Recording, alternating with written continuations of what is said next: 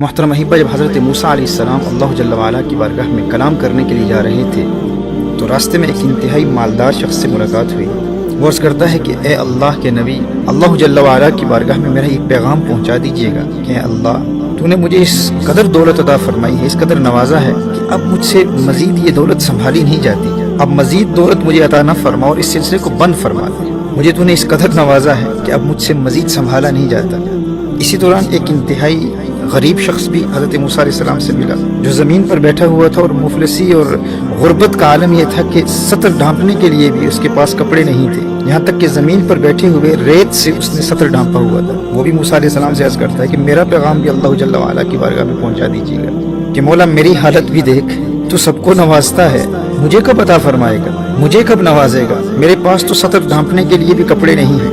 جب حضرت موسیٰ علیہ نبینا علیہ الصلوۃ والسلام اللہ کی بارگاہ میں حاضر ہوئے تو پہلے اس امیر کبیر دولت مند شخص کا پیغام اللہ کی بارگاہ میں پہنچایا کہ مولا ایک امیر شخص ملا تھا اور وہ چاہتا ہے کہ اس پر عطاؤں کا سلسلہ ختم کر دے۔ اس کا پیغام ہے کہ یا اللہ، تو نے اتنا عطا کیا ہے، اب سنبھالا نہیں جاتا۔ اللہ جل وعلا نے ارشاد فرمایا، اے موسیٰ، میرے اس بندے کو میرا پیغام دے دے کہ تو شکر ادا کرنا چھوڑ دے، میں تجھے عطا کرنا چھوڑ دوں گا۔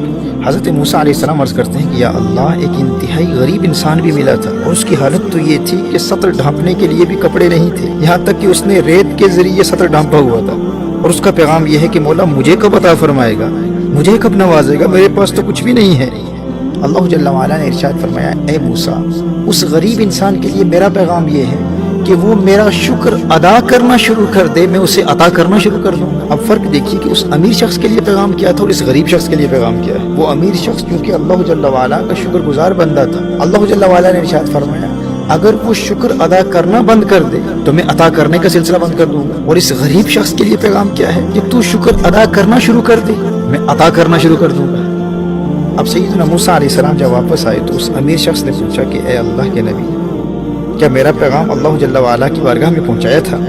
تو حضرت موسیٰ علیہ السلام نے فرمایا بالکل پہنچایا تھا، اور اللہ جل وعلا نے ارشاد فرمایا ہے کہ میرے بندے کو بتا دے اگر تو میرا شکر ادا کرنا چھوڑ دے گا تو میں تجھے عطا کرنا چھوڑ دوں گا۔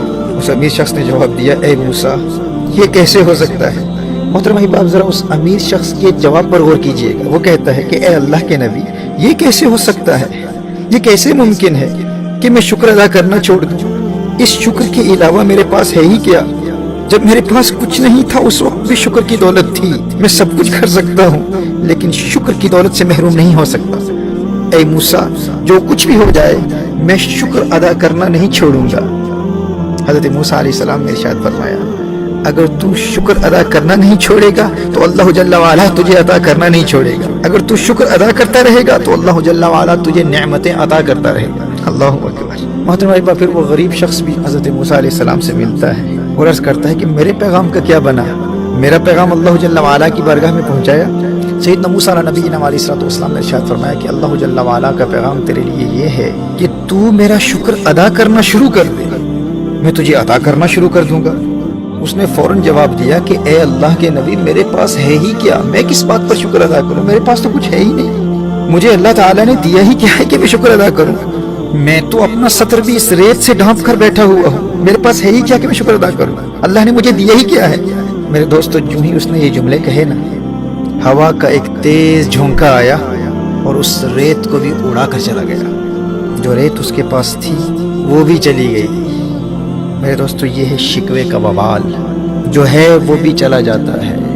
محترم احبہ، اگر وہ غریب شخص اس ریت پر شکر ادا کرتا نا تو اللہ جل وعلا اسے کپڑے عطا فرما دیتا، اور پھر وہ اگر کپڑوں پر شکر ادا کرتا تو اللہ جل وعلا اسے مزید مال و دولت عطا فرما دیتا۔ لیکن چونکہ ساری زندگی وہ بجائے شکر کے شکوے کرتا رہا، اور شکوے کا نقصان یہ ہوتا ہے کہ اللہ جل وعلا نے جو دیا ہے اللہ جل وعلا وہ بھی واپس لے لیتا ہے۔ میرے دوستو، اس اصول کو یاد رکھیے گا، gratitude increases blessings and ingratitude decreases blessings. If you thank Allah Jalla wa'ala for whatever Allah Jalla wa'ala has blessed you with, Allah will give you more. But if you're ungrateful and you keep complaining about things that you don't have, then Allah Jalla wa'ala will deprive you of the things that you already have. ہمارا سب سے بڑا المیہ یہ ہے کہ ہم چھوٹی چھوٹی باتوں پر شکوے کرتے ہیں، جس کے نتیجے میں جو نعمتیں اللہ جل وعلا نے ہمیں پہلے سے عطا کی ہوئی ہیں اللہ جل وعلا وہ بھی لے لیتا ہے۔ جبکہ اگر ہم فقط ان نعمتوں پر غور کرتے رہیں جو اللہ جل وعلا نے ہمیں پہلے سے عطا کی ہوئی ہیں اور ان پر اللہ کا شکر ادا کرنے کی عادت بنا لیں تو اس کا فائدہ یہ ہوتا کہ وہ نعمتیں بھی محفوظ رہتی، ہم ان سے کبھی محروم نہیں ہوتے جو اللہ جل وعلا نے ہمیں پہلے سے عطا کی ہوئی ہیں، اور اللہ جل وعلا ہمیں وہ بھی عطا فرما دیتا جو ہمارے پاس نہیں ہے۔ یہ ہمارے دین کا قانون ہے، یہ اللہ کا اصول ہے کہ شکر نعمتوں میں اضافہ کرتا ہے، نعمتوں کو بڑھاتا ہے، اور شکوہ نعمتوں سے محروم کر دیتا ہے، جو پہلے سے حاصل ہے اس سے بھی انسان محروم ہو جاتا ہے۔ اللہ جل وعلا نے قرآن کریم میں ارشاد فرمایا لَئِن شَكَرْتُمْ لَأَزِيدَنَّكُمْ وَلَئِن كَفَرْتُمْ إِنَّ عَذَابِي لَشَدِيدٌ۔ اگر تم اللہ جل وعلا کا شکر ادا کرو گے تو اللہ جل وعلا مزید عطاؤں کی برسات کرے گا، اللہ جل وعلا مزید نعمتوں سے نوازے گا۔